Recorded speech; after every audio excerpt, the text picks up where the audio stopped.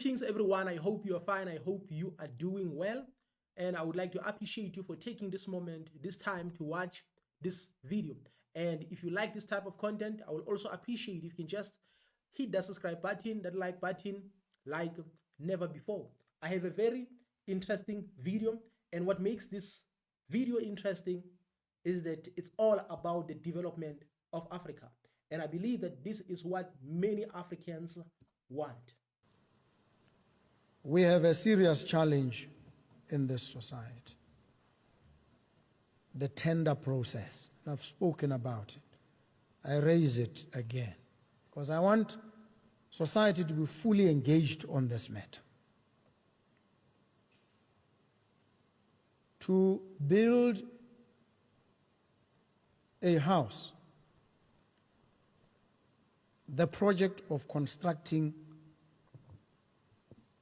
a house is preceded by another project, the project of procurement. It's a project in and of itself, one that takes too long, one that at times becomes even more costly.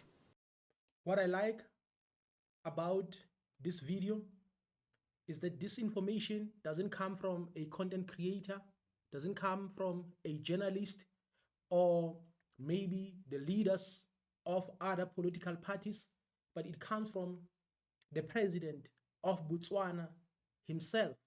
In other words, it takes humility for you to appreciate or to accept the errors of the government or the mistakes that have been made repeatedly by the government. That the reason the government can't deliver 1, 2, 3 is because of the system, is because of the protocols, the procedure, and everything that has to be done in order for service delivery to take place in our communities.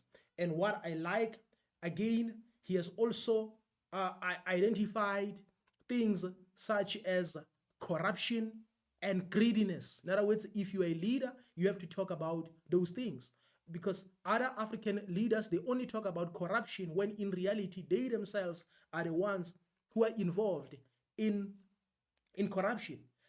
I see Duma Boko here taking accountability. I know Duma Boko is Duma Boko, Ibrahim Traore is Ibrahim Traore, but what I like is that I believe that he has learned a lot from people like Ibrahim Traore, that within a short period of time, they've been able to achieve 1, 2, 3. So how can it be impossible for other countries to do the same? Then as a result, they've realized that, okay, here is a challenge. So now he's accepting the fact that the reason they fail to deliver is because there is a stumbling block that was created intentionally not to deliver their services. Why? Because the system is watching you.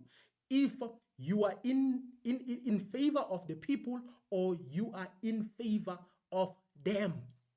In other words, if you are in favor of the people, then the system will try by all means to manipulate the people so that you as the president, you don't get a second term. Why? Because the people will turn against you, because now the very same system that has created this system that doesn't deliver services to the people will now say to the people, you see, your president can't deliver. They will say so because now they can see that you are not serving them. When you see African leaders having been in office for like 20 years, 30 years, 40 years, in most cases, it's because of the system. The system has allowed them to be there, even if they are not delivering. Why? As long as they serve the system. Than the house that you want to build. The steps leading up to the actual construction of the house are themselves more dilatory and more costly, more expensive than the actual cost of building the house. What makes that project to be that expensive is because everyone wants to get a piece from that amount of money. So that is why there's a procedure. Instead of government hiring people to say we want to build a road, we want to do this, they have to hire a certain company. Then that company has to be held accountable by another company. Then you have the municipality in between. You have all these people in between. Then at the end of the day, everybody will get their piece. But at the end of the day, the quality of that construction or the quality of that road will be very poor. Why? Because the aim here is to take money and put it in our pockets. But you have to understand, you have to be smart, because people should not be aware that you are involved in corruption. So that is why they have to involve all these procedures, that this one must be paid, this accountant must be paid, this business, this company must be paid, even before the project starts. I agree with him. Tender apprenticeship here in South Africa and in other African countries like Botswana is a disease. This is a reality. We cannot sidestep it. We cannot run away from it. We must face up to it squarely and engage with it. And these processes that precede the actual construction of the house are rigged from end to end.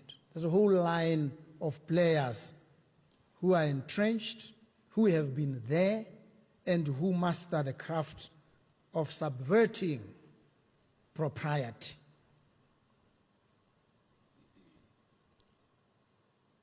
So when a tender is issued, people purchase it, it is already known who this tender belongs to.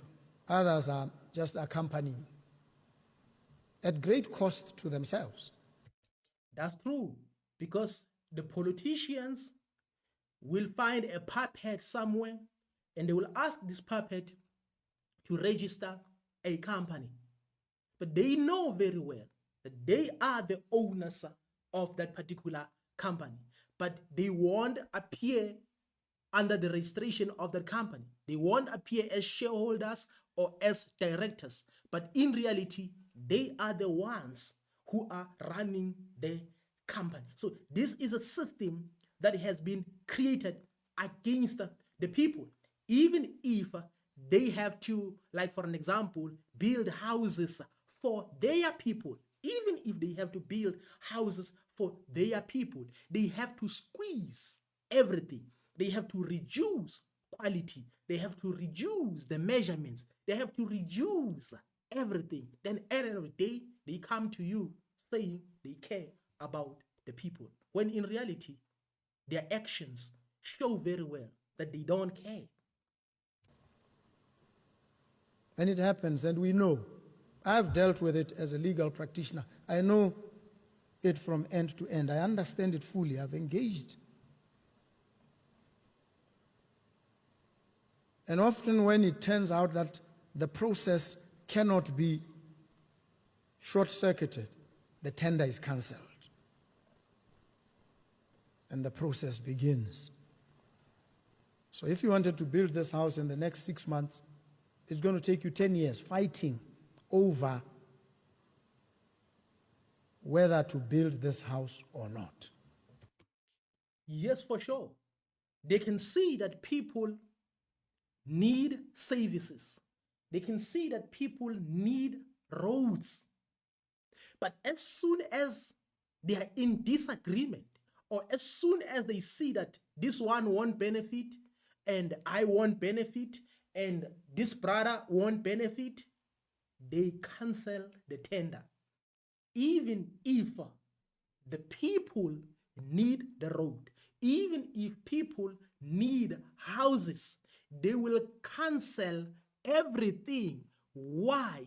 because it doesn't benefit them. In other words, the process has to start afresh again so that they can like benefit through these other processes. That this accountant is my cousin, he has to be paid. This engineer is my brother, he has to be paid. This one is my puppet, he has to be paid. This one is my messenger, he has to be paid. And in that interregnum, people are homeless, they are without shelter. What do we do? That's the question. And I have said, I want to change this country spectacularly in 3 years. So I don't have 10 years.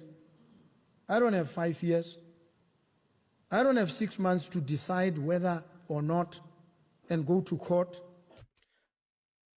The moment he's talking about the time frame, now the system is shaking.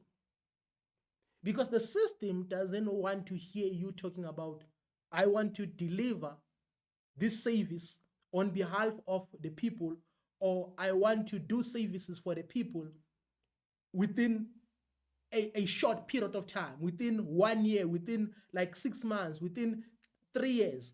They don't want that, because according to the system, everything has to take years. Even when it comes to court procedures, some of these court cases, they have to take 10 years. Is the system, even if you see that there's enough evidence, this person must be compensated, but because now, or everybody should benefit, that is why the process has to take long, because the lawyers should be paid. Everybody should be paid at the expense of someone who is using a wheelchair. In other words, at the expense of someone who is vulnerable. No, I don't have that time. People yourselves need accommodation. And if I'm going to submit myself to a process that will take me 10 years to deliver accommodation to you, then I would have failed you, and failed you spectacularly. So what do we do? We need to ensure that there's transparency, there's openness, there's accountability in each and every process that we undertake. No doubt, that is not negotiable, and that there is no corruption. Duma Boko is Duma Boko, Ibrahim Traore is Ibrahim Traore. But what I like, he's also doing this on behalf of the people of Botswana, or representing the people of Botswana, or serving the people of Botswana. In other words, as a leader, you have to learn from other leaders as well. That, okay, if this man can do 1 to 3 within a short period of time, why is it difficult for me to do it? Then they've realized that the system has created all these procedures, protocols, and etc. and etc. What I like about Duma Boko, he has humbled himself. He's like, what should we do?